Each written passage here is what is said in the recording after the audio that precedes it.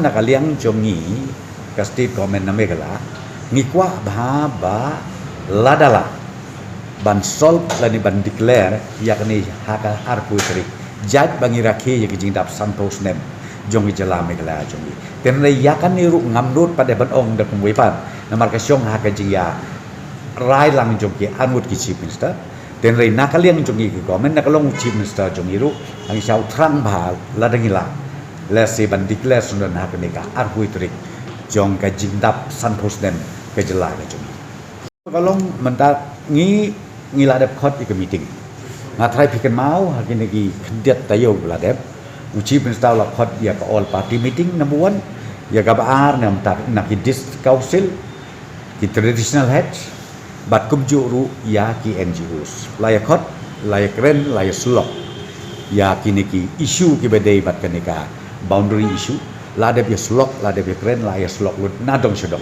tenre ya kata kaban ong ba menta hakne ka last ka final stage ya kata ngamla ban ong ka syong ka jing sngo jong kini ki anmut ki chief minister sngo dot kam ne em namar ba nakaliang ka asam lu chief minister jong asam pula khot ka kemja consultation bat ki all party bat kumju bat ki stakeholders ba fair haki tu ki area ki bedai bat ki jaka ki ba ha ba kini ki nrutli ki kumong pin nrutli ki area nrutli ki sector ki ba nakaliang jong kini ki atli ki government ki ya lek ya ka ban sobe bat pan penkret ya ka final report. Yes, in fact, unofficially CM and CM of Megala and CM of Assam, they again met yesterday, maybe around maybe about 45 minutes to 1 hour. They had a meeting. Then more or less the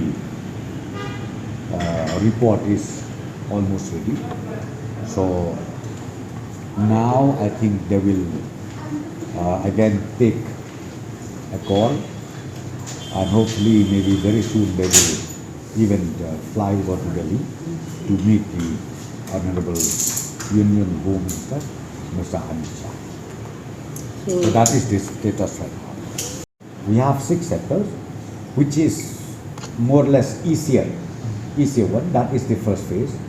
And once these 6 sectors is completed, then we will again go for the second phase or the second phase or third phase, whatever necessary to be done. But all the report has come in from both the state government. That's why yesterday both the Honorable Chief President they sat down.